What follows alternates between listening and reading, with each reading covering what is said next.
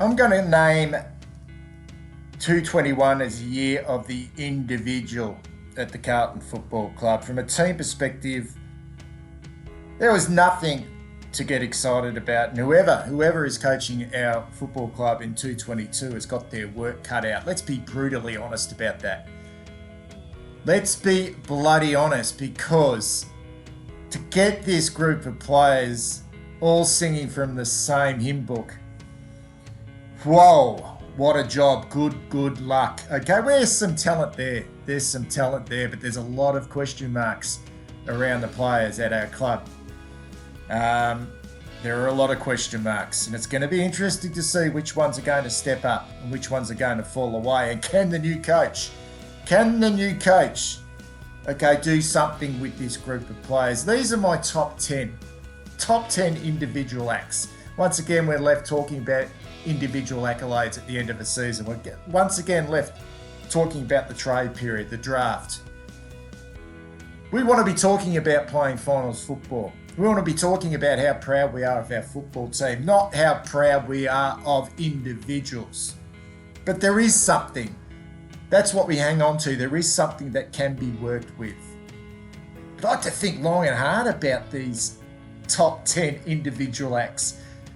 The top 10 moments in a game. Just something that got me excited. Something that got the juices flowing. Where I was literally leaping out of my seat at the football. Okay, or just jumping off the couch at home in the lounge room. There wasn't a lot. I don't know if you're going to agree with these or not. Okay, but these are my top 10 individual acts of 2021.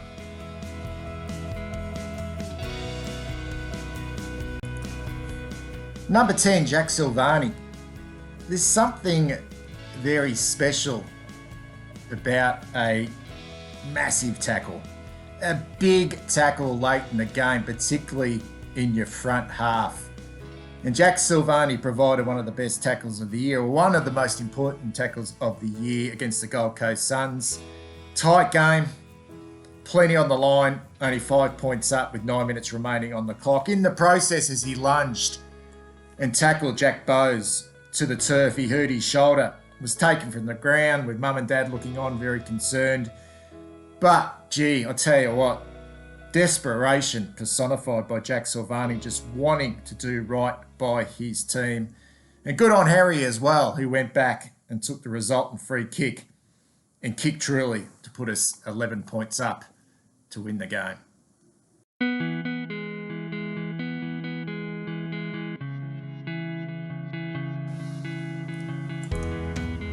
Number 9, Luke Parks. Playing just his third game, the first-year defender laid a crunching tackle on Anthony McDonald-Tipungwuti in the second term, as the Essendon small forward looked certain to cut a sway through our defensive 50.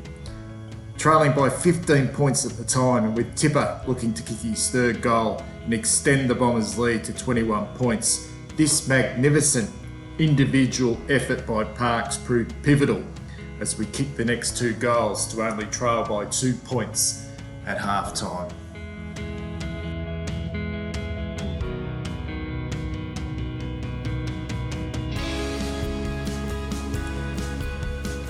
Number 8, Charlie Curnow.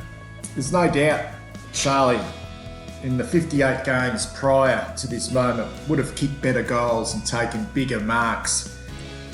But we hadn't seen him since round 15, 2019 because of injury.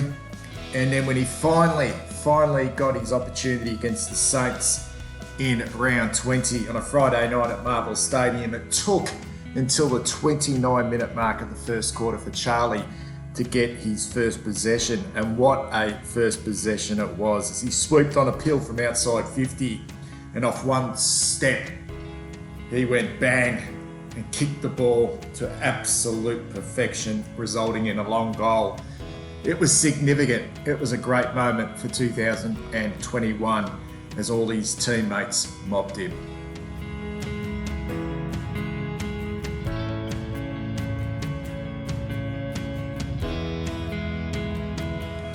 Number 7, Big Harry.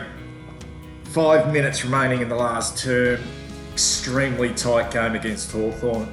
Harry had a quiet day by his lofty standards, but he stepped up when it mattered in that last term, marking strongly in front of Kyle Hardigan, well outside 50. The Hawks, well, they'd humiliated us for years, for a very, very, very long time. They'd made us look stupid, but not this time. Harry, he seized the moment, went back and unleashed from 60 metres. He sealed the deal. What a goal, what a moment. Game over.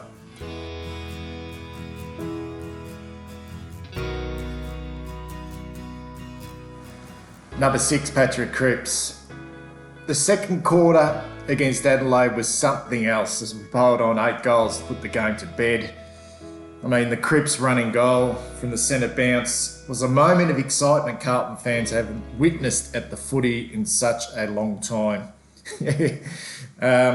Sure, the skipper might have taken 40 odd steps without taking a bounce, but the noise, that noise from the crowd was something to savour as the big fella unloaded from outside 50. And for just 20 minutes of that second quarter, yeah, we looked like a decent football team.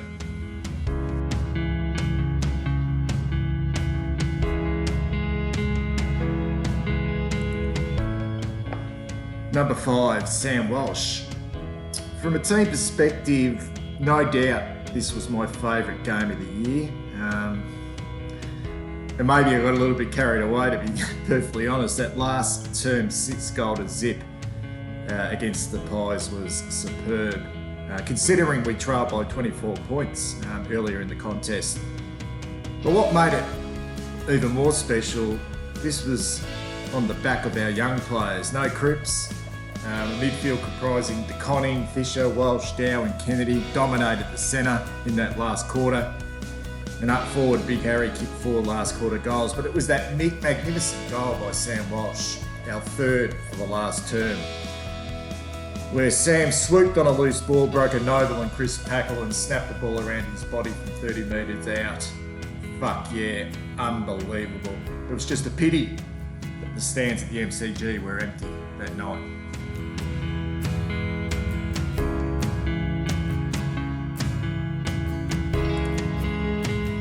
Number 4, Jack Silvagni.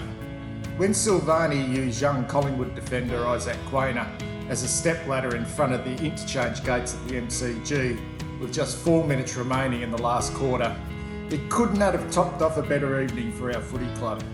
You see, Silvagni had played brilliantly to help steer the team to our come-from-behind 29-point win against the Pies, but more importantly, he paid tribute to his grandfather, the great Serge Silvagni, who had passed away only days earlier.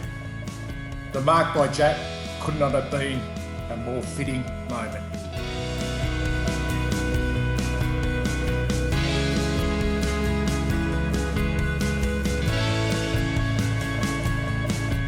Number 3, Adam SAAD.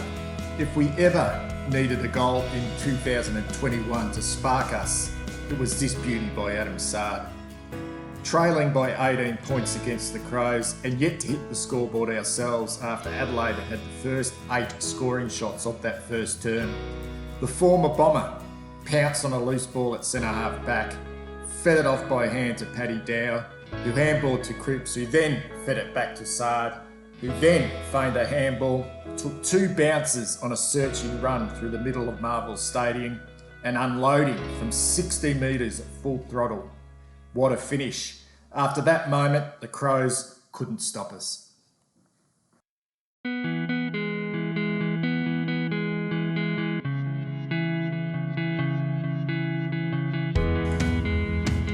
Number 2, Liam Stocker. Leading by 29 points and in total control against the Pies at the MCG, one could have forgiven the players to go into self-preservation mode with only 25 seconds remaining on the clock. But not third-year player Liam Stocker. Playing just his 17th game of big-time footy, the 21-year-old demonstrated his team-first ethos by landing a brutal bump on Brodie Myercheck to protect teammate Nick Newman.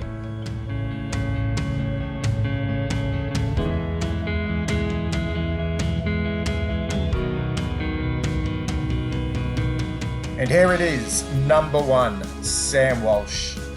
After squandering an early 28-point lead and then trailing by 1 point at three-quarter time, it took a piece of absolute brilliance by young star Sam Walsh with 3 minutes remaining at the MCG to finally put a plucky Fremantle to bed. Walsh, who had been prominent all evening, kept the ball alive deep in the forward pocket at the Ponsford stand end, received a handball off Matthew Kennedy before snapping a brilliant goal over his left shoulder from the boundary. And the celebration was to die for.